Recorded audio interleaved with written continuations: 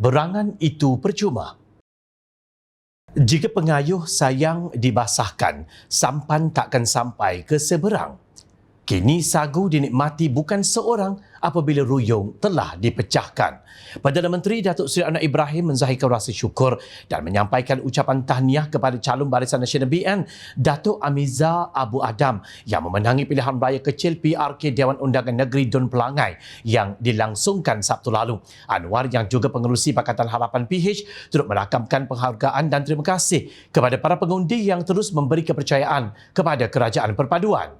Sekalung penghargaan juga kepada Barisan Jentera yang menjadi tulang belakang kepada kejayaan ini. Kemenangan ini menjadi kesinambungan kecemerlangan kita di Parlimen Pulai dan Dun Simpang Jeram, hasil kesepaduan kerjasama rakan-rakan dalam Kerajaan Perpaduan yang berjaya mendobrak naratif fitnah dan perkauman sempit, ujar Anwar dalam kemas kini terbaru di Facebook beliau semalam.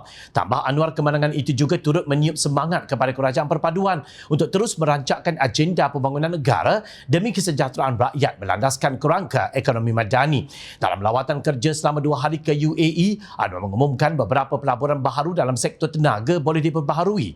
Kira-kira $8 bilion Amerika bersamaan 40.6 bilion ringgit, dan antara lokasi pelaburan itu terletak di negeri Pahang. Dalam satu kenyataan media rasmi, Ketua Pemuda Amanah Nasional YB Senator Hasbi Muda menyifatkan kemenangan BN di Dun Pelangai adalah satu pencapaian yang signifikan dan penting dalam proses demokrasi negara. Katanya ia bukan sekadar kemenangan politik tetapi juga satu manifestasi yang kuat tentang kesatuan dan sokongan masyarakat Melayu terhadap Kerajaan Perpaduan. Pemuda Amanah percaya bahawa kemenangan ini adalah manifestasi rakyat Pelangai khususnya dan Pahang amnya yang menolak politik perpecahan dan perkauman sempit. Ini adalah satu mesej yang jelas bahawa rakyat Pahang menghargai kesatuan dan keharmonian dalam negara. Ia juga suatu peringatan kepada Perikatan Nasional agar lebih memahami dan merangkul kepelbagaian budaya dan perpaduan sebagai prinsip asas dalam mentadbir negara, tegas beliau. Menurut kenyataan itu lagi, Pemuda Amanah akan terus mendukung usaha Kerajaan Perpaduan untuk memperjuangkan kepentingan kaum Melayu dan semua rakyat Malaysia tanpa mengira latar belakang etnik atau politik. Seterusnya akan terus berusaha memperkuatkan perpaduan dan kesatuan dalam negara kita.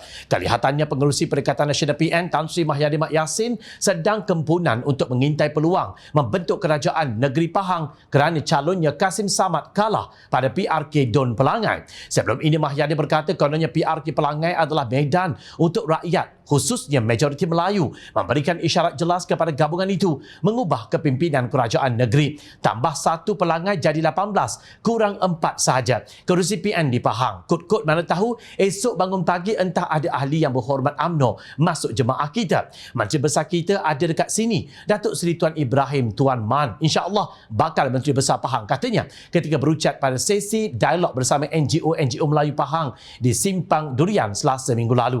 Namun, beliau berkata isu 4 ahli Dewan Undangan Negeri adun kerajaan yang bakal lompat parti sekiranya PN menang di Pelangai bukan dalam pengetahuannya. Saya mengalu-alukan adun lompat, saya tak pasti siapa dia. Betul ke ya? Itu saya tanya balik, katanya. Kelakar pula Mahyadin ni. Beliau ingat orang BN ni macam orang bersatu agaknya. Siang malam asyik berfikir pasal lompat. Tidak ada kerja lain. Tanpa malu beliau yang menjadi Perdana Menteri melalui tebuk atap dan lompat-melompat boleh mengalu-alukan adun melompat. Tidakkah beliau menyedari bahawa apa yang terkeluar daripada mulutnya adalah satu prinsip paling hina dalam demokrasi? Dan beliau adalah bekas Perdana Menteri walaupun melalui proses merogol perlembagaan di mana Mahyadin letak muka. Dan kini rasa kasihan pula melihat Tuan Ibrahim Tuan Man sekali lagi pandang ke siling pejabat sambil berkata, kempunanlah aku nak jadi MB Pahang. Mahyadin dah janji ni. Tuan Ibrahim, berangan itu percuma. Sekali lagi, tahniah buat Kerajaan Perpaduan PHBN atas kemenangan di Pelangai. Kita biarkan mereka berangan sampai langit ketujuh. Kita tetap terus bekerja untuk rakyat kerana itulah realitinya jika berpijak di bumi nyata.